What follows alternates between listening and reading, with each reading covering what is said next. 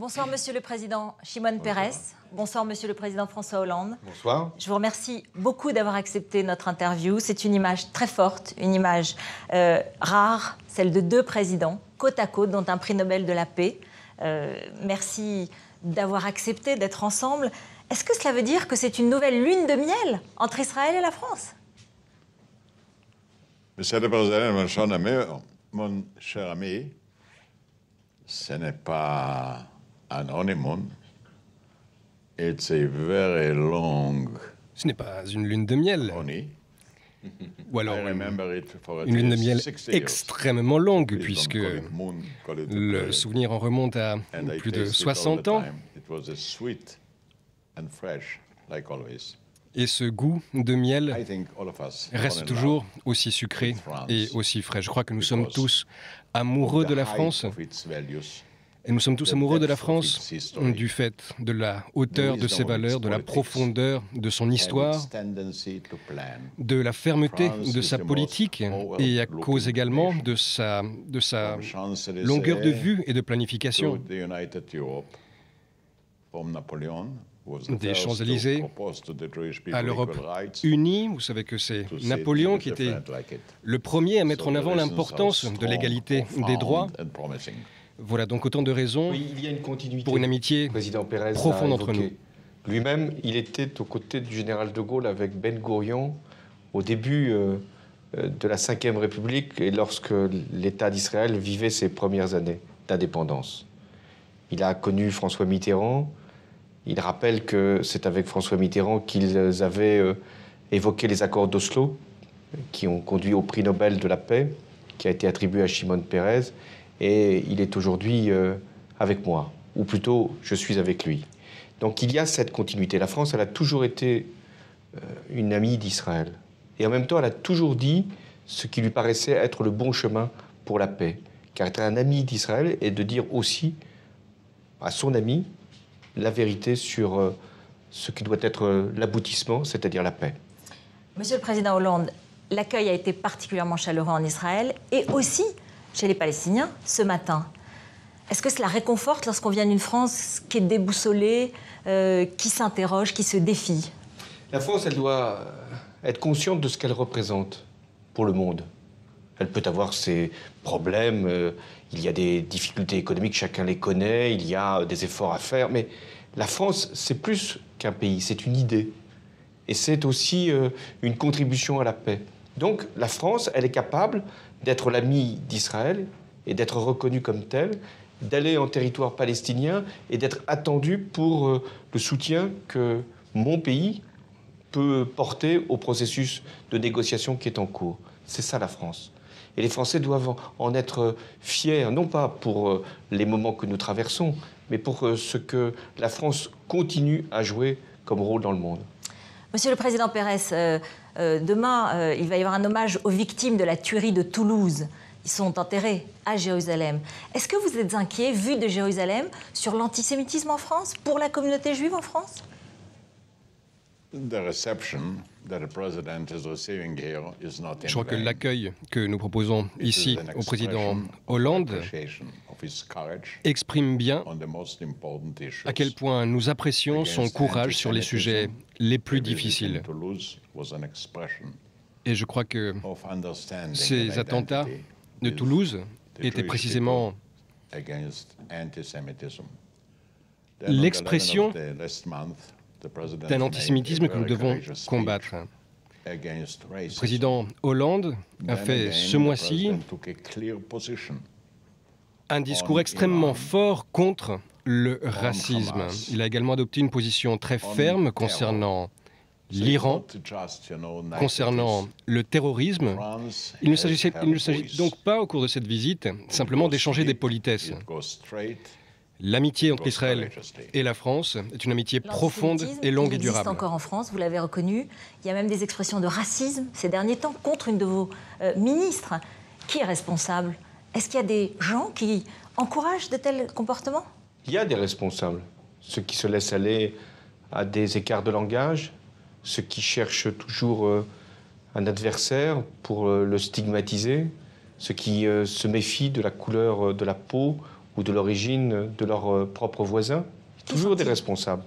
Mais ce que nous devons faire quand nous sommes à la tête de l'État, ce qui est mon cas, et avec la force du droit, nous devons pourchasser, lutter, éradiquer le racisme et l'antisémitisme. Ne rien laisser passer.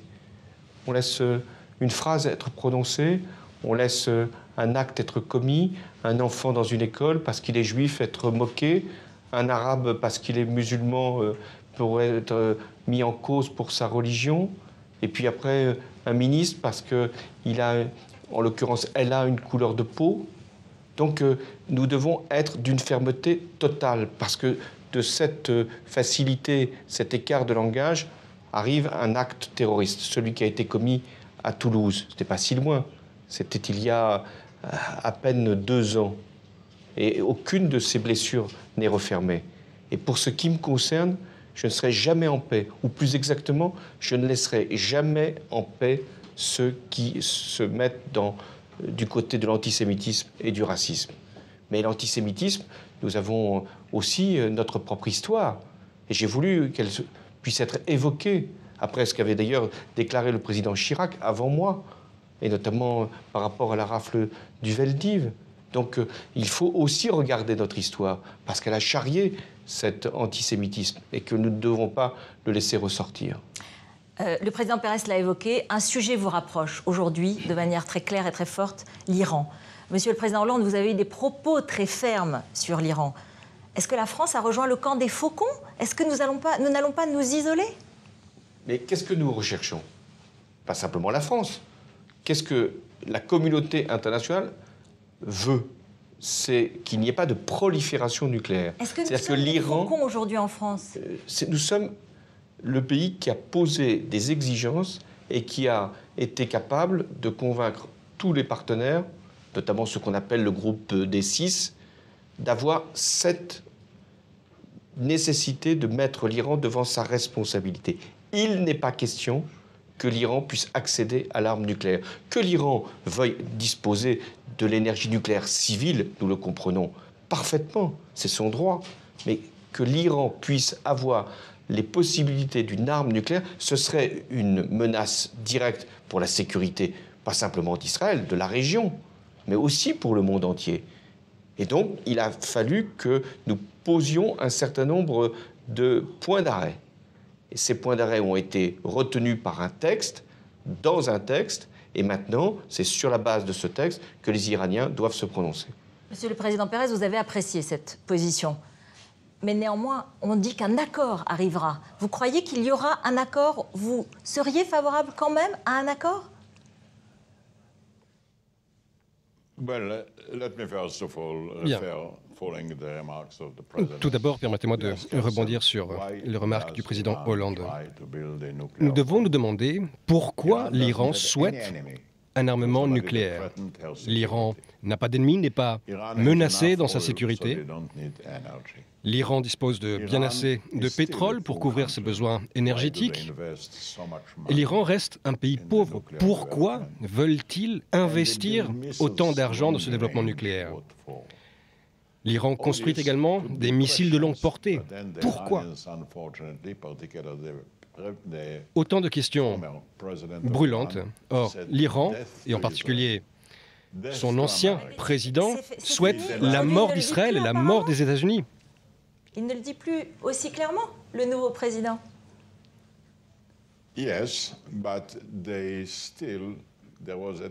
C'est exact. Reste que nous avons vu des manifestations, et puis ce ne sont pas des choses qui s'oublient du jour au lendemain. Effectivement, le nouveau président est tout à fait poli et urbain, mais sa position reste extrêmement ferme. Il aurait pu dire qu'il souhaitait la paix, qu'il souhaitait coexister avec Israël. Pourquoi cette réticence à porter un discours positif? Et puis vous savez, pour un juif, après la Shoah, d'entendre un président qui nie l'Holocauste, qui appelle à la destruction d'Israël, je ne veux pas exagérer la chose, mais enfin, c'est quelque chose d'extrêmement effrayant, non seulement pour nous, mais je crois pour le reste du monde. Par ailleurs, outre les efforts nucléaires de l'Iran, nous savons que l'Iran soutient également un grand nombre de groupes terroristes dans le monde. Et je crois que le monde est aujourd'hui fatigué de ces politiques-là. Entraînerait la guerre. Est-ce que vous approuveriez une frappe sur des sites nucléaires iraniens?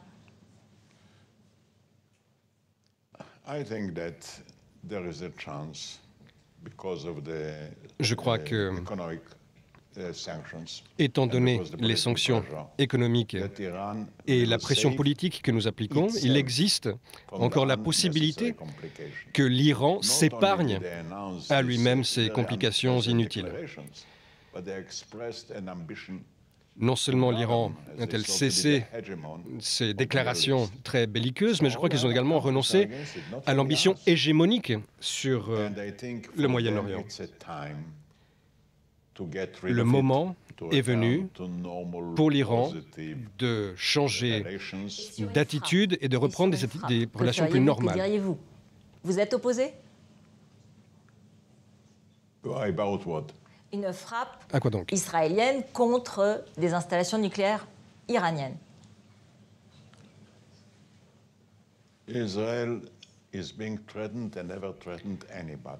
Israël, qui n'a jamais menacé personne, est menacé aujourd'hui.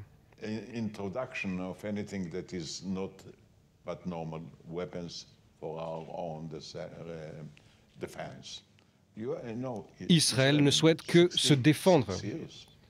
Vous savez, en 66 ans, Israël a traversé 7 guerres. Aucun autre pays ne peut se prévaloir de ce type d'expérience. Nous ne sommes pas les États-Unis. Nous sommes confrontés sans doute à des forces supérieures aux nôtres.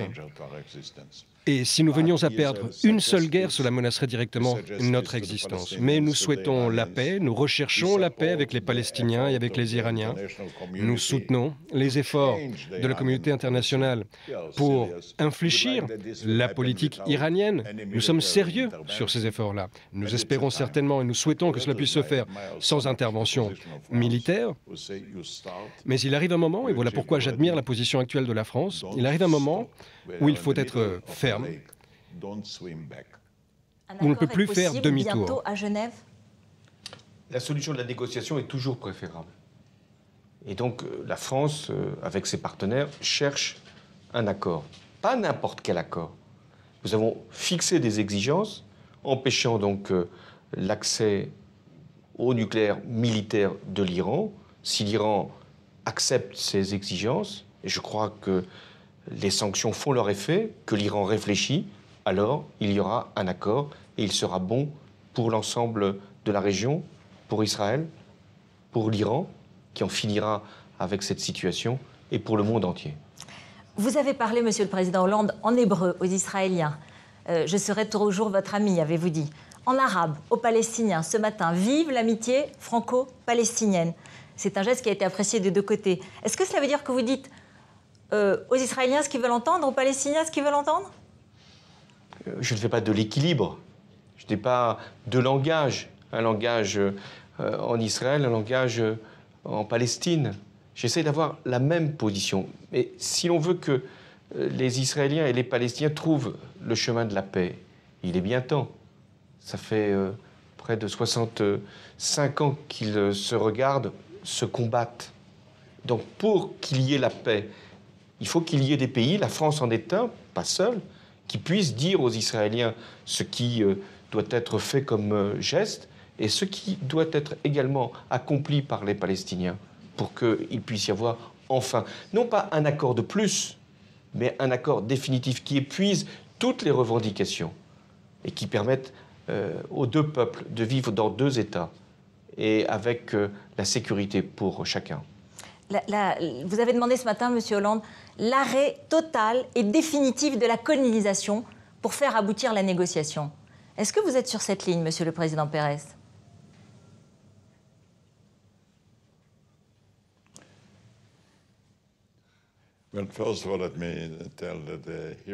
Bon, tout d'abord, permettez-moi de dire que le président Hollande possède un excellent hébreu, pour lequel je le félicite, non seulement pour la qualité de sa langue, mais également pour le contenu de son message. Non, mais soyons sérieux. Chacun d'entre nous sait que nous devons parvenir à un accord et une solution partagée. Voilà un processus qui a commencé à Oslo, qui doit aboutir à une solution à 2 États, ce qui implique bien sûr que chacun devra renoncer à des territoires. Je suis parfaitement d'accord avec le président Hollande lorsqu'il dit que nous devons franchir cette étape en une seule fois et non pas en 2 fois. Nous avons accompli suffisamment de progrès pour envisager cela. Et la position israélienne, qui a évolué au cours du temps, consiste aujourd'hui à dire que ces négociations doivent mettre un terme final à l'ensemble des revendications. Nous ne pouvons pas cesser ces négociations et reprendre par la suite. Nous avons 9 mois devant nous. Ce n'est pas un miracle, je crois à la réalité. Vous savez, on peut toujours se perdre en petites phrases et en citations des uns et des autres, mais il y a une réalité. Et je sais, sur la base de mon expérience, que c'est à cette réalité qu'il faut faire face. On ne peut pas se payer d'espoir. Et la réalité ne nous permet pas aujourd'hui, que ce soit aux Palestiniens ou à nous-mêmes, d'envisager toute autre solution. Nous ne pouvons pas permettre que les souffrances continuent. Dans les 2 pays, il y a en ce moment un climat de méfiance à l'égard de Barack Obama et de son administration, sur l'Iran, sur les négociations peut-être entre Israéliens et Palestiniens. Vous comprenez ce sentiment? Non, parce que ici, Barack Obama, par la voix de John Kerry ou directement, a tenu les paroles qui convenaient pour appeler à la négociation, pour aussi en finir avec la colonisation. Donc les États-Unis ont joué parfaitement leur rôle. Mais n'attendons pas trop des États-Unis. C'est toujours une tentation, soit de les montrer du doigt en se plaignant de leur puissance, soit en considérant qu'ils ne sont pas là où ils devraient être. Mais il faut que des grands pays, et la France en est un, puissent se déterminer comme nous l'avons toujours fait, souverainement et librement. Ça vaut aussi pour Israël, qui a à faire ses choix en tenant compte, bien sûr, de la position de ses amis, mais en ne dépendant pas simplement d'une déclaration, fût-elle du président américain ou du président français. C'est en fonction de ses propres intérêts, mais aussi de sa propre responsabilité. Parce qu'Israël est un pays qui s'est fait tout seul, même s'il a été reconnu par le droit international. Et donc, ce pays a aussi une responsabilité pour l'ensemble de la région et du monde.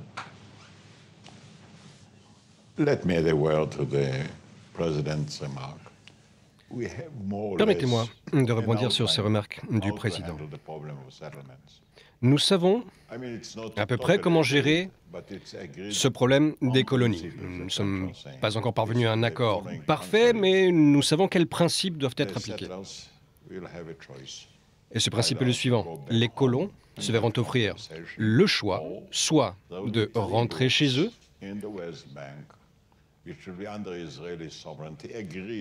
soit de rejoindre l'un des 3 blocs sous souveraineté israélienne,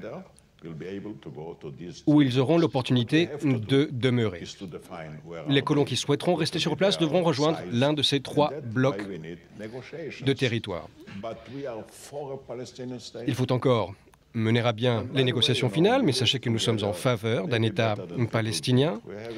Nous coexistons aujourd'hui sans doute mieux que ce que les gens croient parfois. Nous avons en Israël 2 millions de citoyens arabes qui sont traités de manière parfaitement égale. Je connais bien Mahmoud Abbas, j'ai négocié avec lui pendant longtemps et je crois que nous pourrons parvenir à un accord. Cela ne fait pas de moi un optimiste, mais un réaliste. Président Hollande, depuis le début de ce voyage, c'est l'hommage à votre fermeté, au courage de vos positions de la part des deux camps, israéliens et palestiniens. Ce n'est pas l'image que vous avez aujourd'hui en France.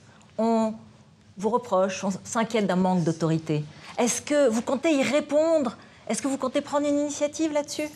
Mais qu'est-ce que j'ai fait depuis 18 mois en France, si ce n'est prendre des décisions? Pas facile, pas nécessairement populaire, j'en conviens. Mais quand il convient de rétablir les comptes publics, toujours plus facile de laisser filer les déficits, c'est ce qu'ont fait mes prédécesseurs. Moi, je ne l'ai pas admis. Sur la compétitivité, pas facile, vous savez de quelle famille politique je viens, de dire aujourd'hui, il faut soutenir les entreprises. Soutenir les entreprises, c'est soutenir l'emploi. Je l'ai fait. Quand il s'est agi aussi de faire un certain nombre de réformes, y compris de société, qui ne rassemblent pas tous les Français, même encore aujourd'hui, mais sur le mariage pour tous, je l'ai fait. Donc chaque fois que j'ai à prendre une décision qui me paraît nécessaire pour mon pays, je ne dis pas qu'elle plaît, je ne dis pas qu'elle convainc toujours, mais je la prends. Et pour la vie internationale, je n'ai pas non plus hésité. Beaucoup de Français se demandaient ce qu'on allait faire au Mali, se posaient la question, est-ce que c'est bien la responsabilité de la France d'aller lutter contre le terrorisme dans un pays du Sahel? Nous l'avons fait. Et j'en rends encore hommage aux soldats qui y sont encore. Mais c'était nécessaire, pas simplement parce que nous aurions eu un intérêt, aucun intérêt de la France, mais parce que c'était la responsabilité d'un pays comme le mien.